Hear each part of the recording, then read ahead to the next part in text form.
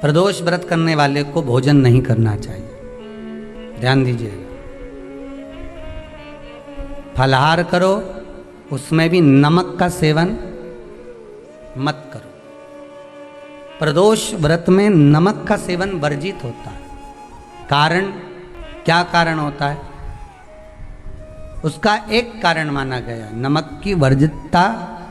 जिस समय पर एक नगर में एक ब्राह्मणी रहती थी, बहुत भाव से सुनिएगा, प्रदोष व्रत नमक को त्यागने का भाव। प्रदोष व्रत की किताब में भी मिल जाएगा आपको, आप पढ़ेंगे तो सुना होगा आपने। एक ब्राह्मणी रहती थी एक नगर में, उसका पति नहीं था। छोटा सा बालक एक साथ में रहता, छोटा सा बालक। अब ब्राह्मण के घर की धर्म पत्नी है।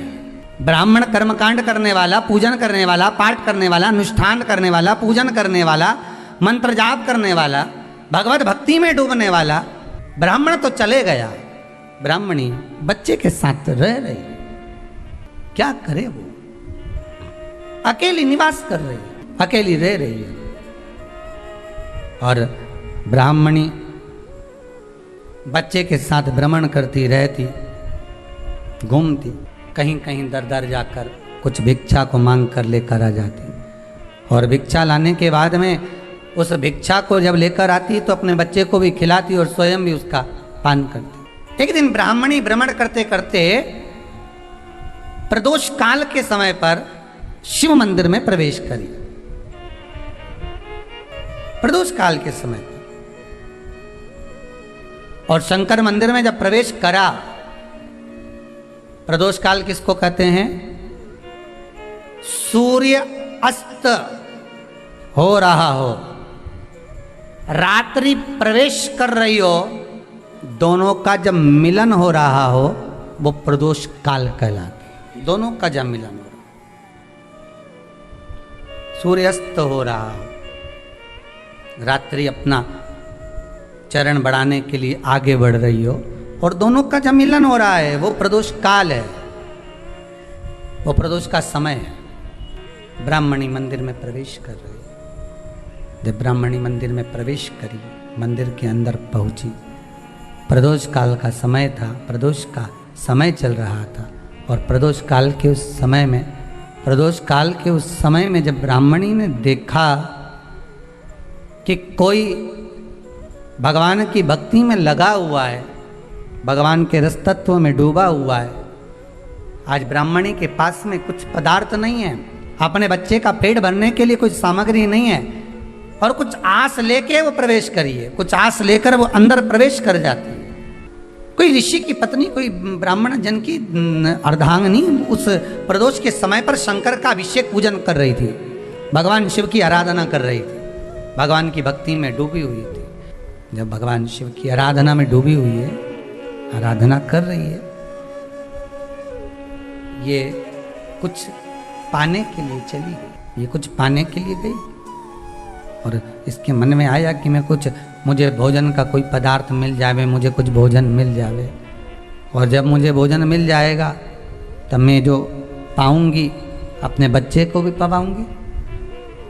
पर जिस मंदिर में वो प्रवेश करी थी, जहाँ पर नारी पूजन कर रही थी शंकर की प्रदोष काल में, वहाँ पर पड़ी हुई कुछ वस्तु को इस ब्राह्मणी ने मांग लिया। मेरे बालक को बहुत भूख लगी है, मेरा बच्चा बड़ा भूखा है, इसके भोजन के लिए थोड़ी सी सामग्री दे दीजिए, इसके भोजन के लिए थोड़ा सा कुछ रस तत्व दे दीजिए। उसने उठाया थोड़ा सा पदार्थ, कुछ जो उसके पास में था वो दिया। जब दिया तो देने के बाद जब उसे प्राप्त हुआ, और होने के बाद में जब वो मिल गया उसको, तो उसने उस समय पर उस पदार्थ को जैसे ही मुख में लिया, लेते ही कहा इसमें तो स्वाद नहीं है, इसमें स्वाद नहीं है। उस ब्राह्मणी ने बड़ा सुंदर एक संवाद कहा। घर का जो बड़ा होता है ना, घर का जो बड़े होता है, घर का बुजुर्ग जो होता है, घर का जो प्रथम स्थल प्राप्त करने वाला, मेन कुर्सी पर अच्छी जगह पर जो बैठने वाला होता है ना, ब्राह्मणी कहती है वो कभी किसी वस्तु में ऐब नहीं देखता, मिनक नहीं निकालता। समाज के अन्नकूट होते हैं, समाज के जब अन्नकूट होते हैं महाराज, समाज के जब अन्नकूट होते हैं, बड़े बड़ी समाजों में जब कार्तिक महीने में अन्नकूट महोत्सव होते हैं, बहुत सारा प्रसाद बनता है। जो बुजुर्ग होते हैं ना, बड़े समझदार लोग होते हैं ना, तो अन्नकूट की जब प्रसाद खाने बैठते हैं ना, उसमें नमक नहीं भी होता ना तो नहीं बोलते कि इसमें नमक नहीं है।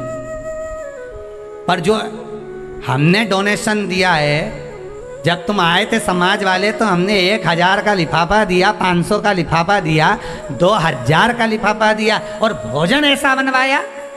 एक व्यक्ति वो जो खाकर चुपचाप चले गया और एक व्यक्ति वो जिसने प्रसाद पर उंगली उठाई। इन दोनों को अन्नकूट की तारीख पे इनका नाम लिख लो और अगला अन्नकूट आए तब दोनों की दशा देखना। एक जो चुपचाप खाकर चले गया, भगवान के प्रसाद को प्रसाद मानकर, प्रभु का दर्शन मानकर लेकर चले गया, वो उन्नति की सीढ़ी पर चढ़ता चले गया। और जो मिनक निकालता रहा वो साल भर खटर पटर की जिंदगी जीता रहा। भगवान के प्रसाद में कभी भी ध्यान रखिएगा, भगवान के प्रसाद के अंतर्गत स्वाद की कोई मूलता नहीं होती। भगवान का प्रसाद स्वयं स्वाद है। भगवान के प्रसाद में नमक नहीं देखना, मिर्ची नहीं देखना, भगवान के प्रसाद में शक्कर नहीं देखना, भगवान के प्रसाद में कुछ ये नहीं देखना कि कितना माल डला, कितना घी, कितना बादाम, कितना काजू, कितना इलायची डला। हाँ, यहाँ तक शास्त्र कहता है कि भगवान का प्रसाद अगर बन रहा है तो उसकी सुगंध भी नहीं ली जाती है महाराज। यहाँ तक शास्त्र कहता है। जब तक भगवान उसको पानी ले तब तक उसका सुगंध भी नहीं ली। और कई कई जगह तो भगवान को प्रसाद अगर सूखा सामान हाथ में आ गया, इलायची कैसी है, मंदिर के अंदर जाने वाली है भगवान को डलने के लिए, लाओ यार किसकी दुकान से आई इलायची बताओ, इलायची तो 25 बार सूंघा, हाँ हाँ अच्छी है, अब सूंघ लिया तो भगवान इसको स्वीकार करेगा क्या? अरे जम के तो बोलो। एक फूल तुमने बगीचे से तोड़ा और सोचा इसमें पहले मैं सूंघ लेती हूँ, इसमें स्वाद है कि नहीं, इस फूल में गंध है कि नहीं, इसमें सुगंध है कि नहीं, और फूल सूंघ लिया, उसके बाद तुम भगवान को देखो, भगवान स्वीकार करेगा नहीं। कई कई घरों में तो हंडी से दाल चलाती जाए ने हाथ में डाल के। महाराज ब्राह्मणी ने जैसी मुख में लिया थूक दिया। ये श्रेष्ठ नहीं है। जो ऋषि की पत्नी अंदर पूजन कर रही थी प्रदोष काल, उसने कहा दिया, आपका चेहरा बता रहा है कि आप ब्राह्मण की धर्म पत्नी, पर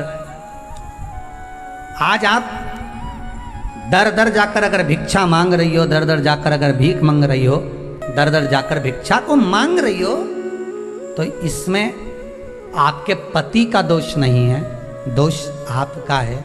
क्योंकि आप भगवान के प्रसाद में भी जो स्वाद देखी थी ना, ये आपका एक जन्म का नहीं है, ये ना जाने कितने जन्म का है। ब्राह्मणी के मस्तिष्क में बैठ गया, ब्राह्मणी के उस पुकाना वो बक्कल में नहीं अक्कल में बैठ गया कि ये स्वाद नहीं देखना। इसलिए प्रदोष व्रत के अंतर्गत ब्राह्मणी ने उस दिन से विचार कर लिया कि जैसे आप पूजन कर रही हो, जैसे आप अर्चना कर रही हो, जैसे आप आराधना कर रही हो, ऐसी आराधना, ऐसी पूजन, ऐसी भक्ति मैं भी करूँगी, ऐसी आराधना मैं भी करूँगी। अब मैं स्वाद नहीं देखूंगी। तो प्रदोष व्रत करने वाले को ध्यान रखना चाहिए कि नमक का सेवन ना करे, भोजन ना करे, फलाहार करिए, हल्का आहार करिए, प्रयास करिए। और यदि आपने व्रत का ले लिया भोजन का कि हम तो एक टाइम फलाहार करेंगे, एक टाइम भोजन करेंगे, ऐसा भी कई लोग प्रदोष ले लेते हैं, तो वो बात आपकी है, आप तक रखो, ठीक है, अपने मन तक। ठीक है, बाबा आपकी मनोकामना पूर्ण करे, वो भी भाव रखे। अरे भगवान को धन्यवाद दो कभी कभी कि तूने अच्छे घर में पैदा किया, अच्छा परिवार दिया, अच्छा पति दिया, अच्छी पत्नी दी, अच्छे बच्चे दिए, अच्छा कुटुंब दिया, घर दिया, दुकान दी, जमीन जायदाद दी, शरीर अच्छा दिया, हाथ पैर आँख नाक मुंह सब बढ़िया दिया, एक के भी निपटा के नहीं भेजा तूने।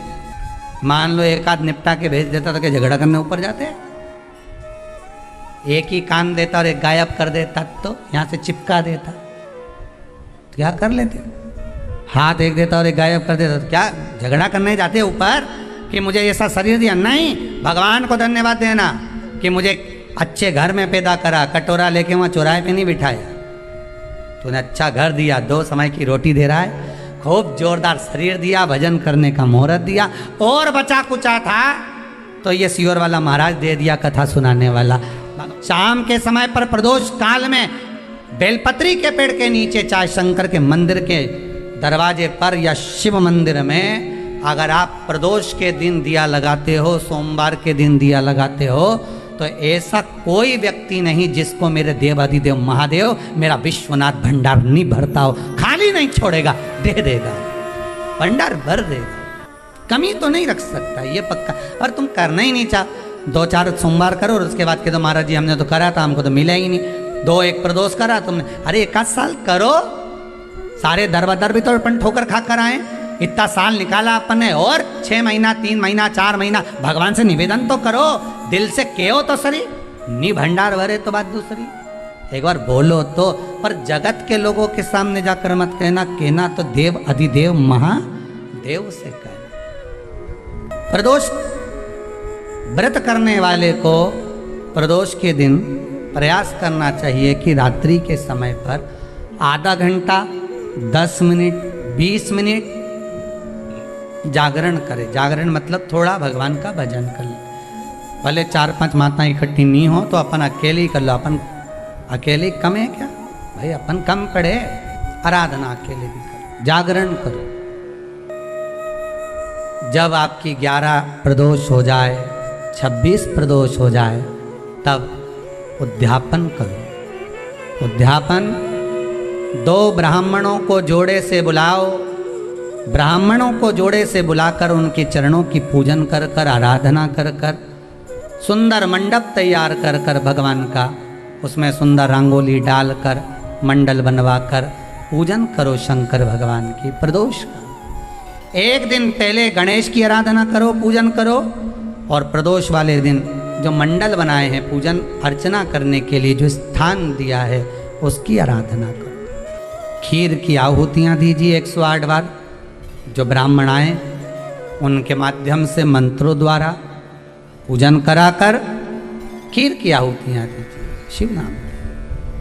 महाराज फिर ब्राह्मणों को जोड़े से भोजन कराकर, चरणों को नमन कर कर, दक्षिणा प्रदान कर कर, निवेदन कर कर ब्राह्मणों से कहें, हे ब्राह्मण देवता, आप हमें आशीर्वाद प्रदान करें कि जिस प्रदोष का हमने व्रत किया है उस व्रत का पुण्य फल हमें प्राप्त हो। ऐसा ब्राह्मण चरण को नमन कर कर, प्रणाम कर कर उनसे अपने मस्तक पर अक्षत छुड़वाएं। फिर नमन कर कर, भोजन कराकर विदा करें। शाम को भगवान का जागरण करें। ऐसे प्रदोष व्रत का उद्यापन कर अपने जीवन को सार्थक बनाएं।